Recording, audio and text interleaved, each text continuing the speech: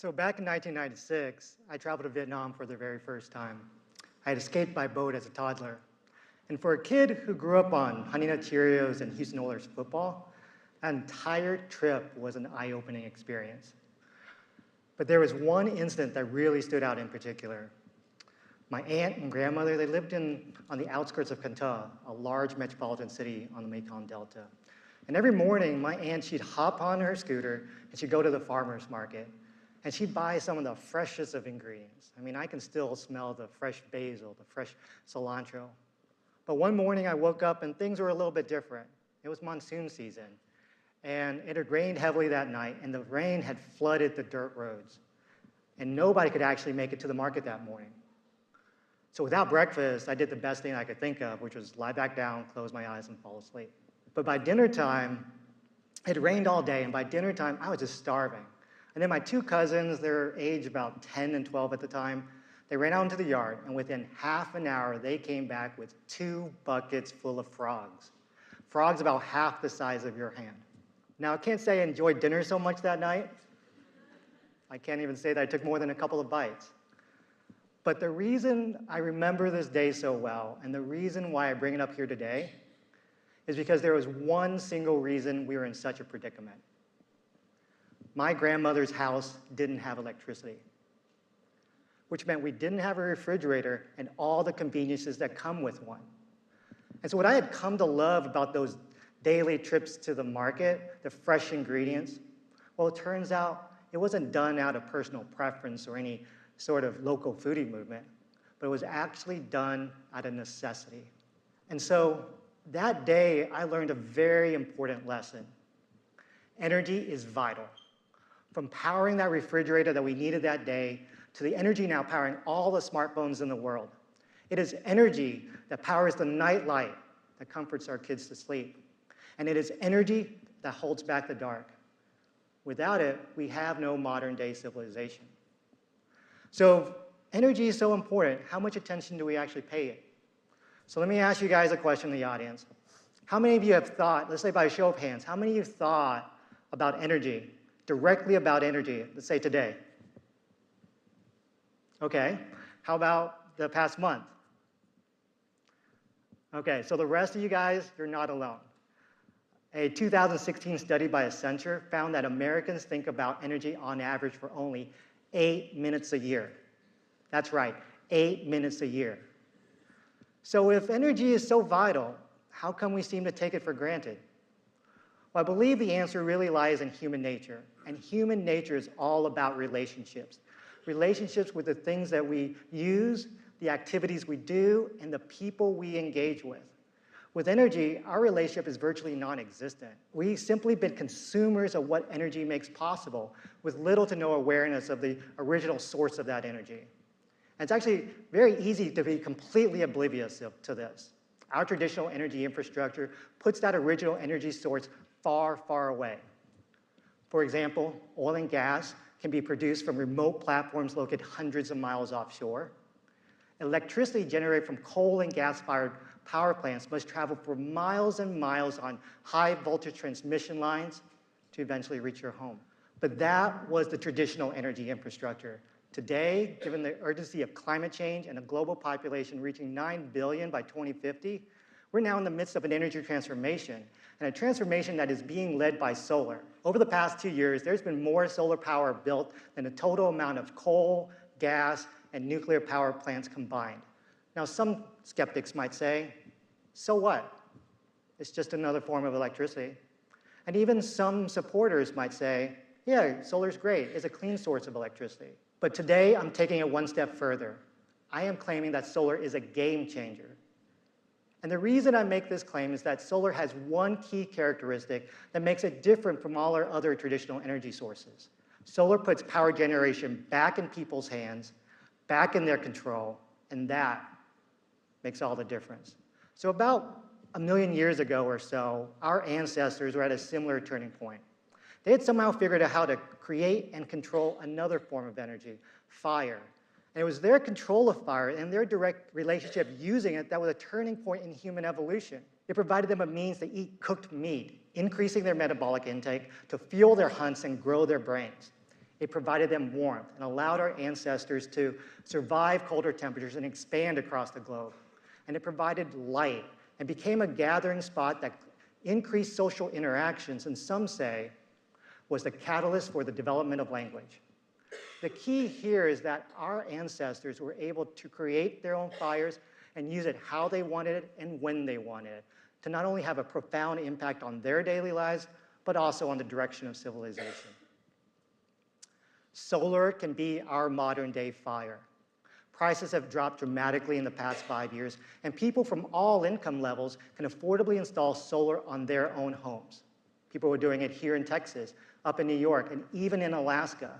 And for all these people, they're now able to produce their own power and consume their own power.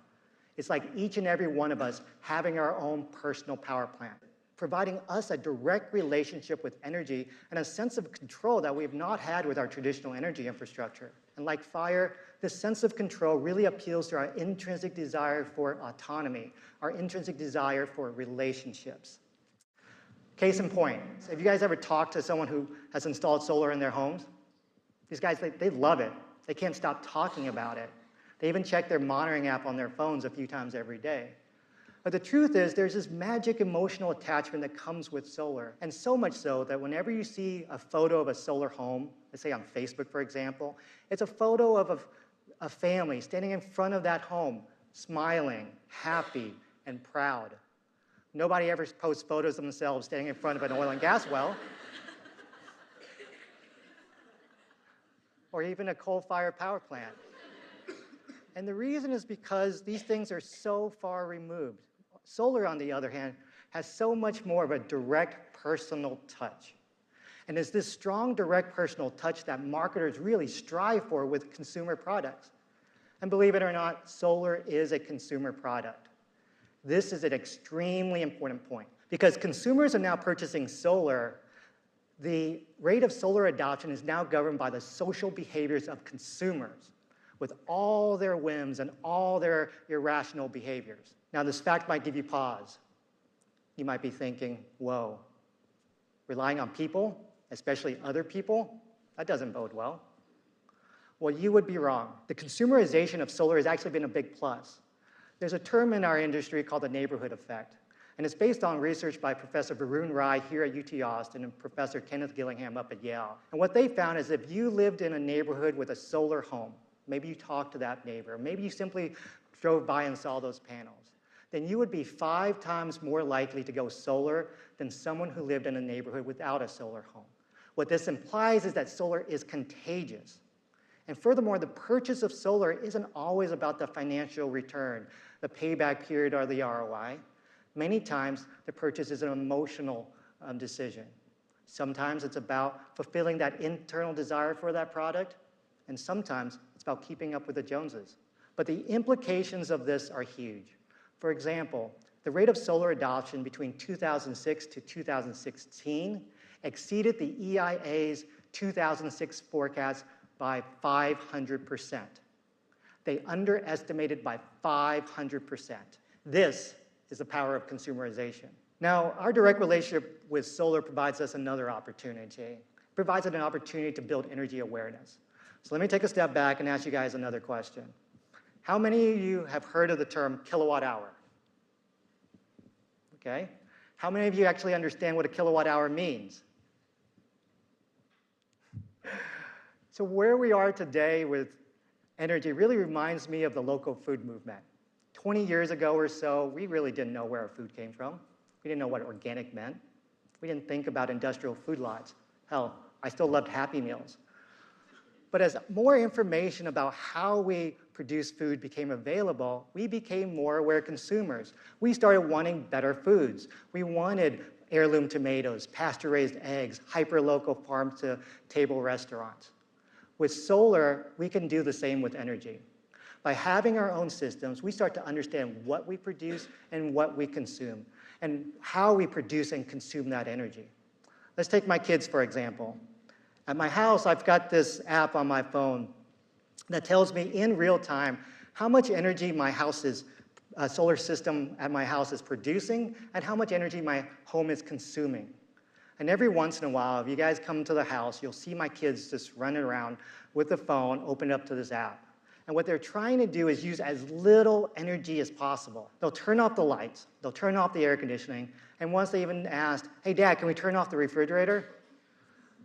So that gave me visions back of Vietnam and of the frogs. And I was like, no, guys, you guys are good. So right now, we're only at the beginning of this energy transformation. And already, we're seeing that solar can be so much more than a simple substitute of the old power plant. Take, for example, Foundation Communities. They're an affordable housing nonprofit based here in Austin. And what they recognize is affordable housing is more than just about the rent. It's also about the fact that there are currently 5 million Texans that have difficulty paying their electricity bill or their energy bills. These families spend up to 30% of their income on energy, compared with only 4% on average statewide. And so Foundation Community said, hey, let's install solar on all our apartment complexes. This is a photo of the Homestead Oaks Affordable Housing Complex here in Austin, built in 2016. 140 families live here. And solar is lowering the electricity bill of all 140 of them, allowing them to spend those savings on other household necessities, from books to groceries to medicine. And not only that, imagine the relationship that is being cultivated between solar and those families, especially the children that are growing up there. Now, solar's reach doesn't just stop there. Many times when I think about how the energy landscape is changing, I think about that day back in Vietnam, the day where we couldn't go to the market, the day in which frogs were served for dinner, and all because we didn't have electricity. That was over 22 years ago. Unfortunately, there are communities still today which currently face the same exact problem. Over 1 billion people currently lack access to electricity. And given the high capital cost of building out our old energy infrastructure, for many of these people, a microgrid powered by solar is the best solution. Solar will be their first energy touch, and one that will have a profound and transformative impact on their lives. So as you guys can see, solar is more than just electricity, or more than just energy. But can it be like fire? Can it have the same impact on us as fire did on our ancestors? I say that it can. But I'm also going to say that it must.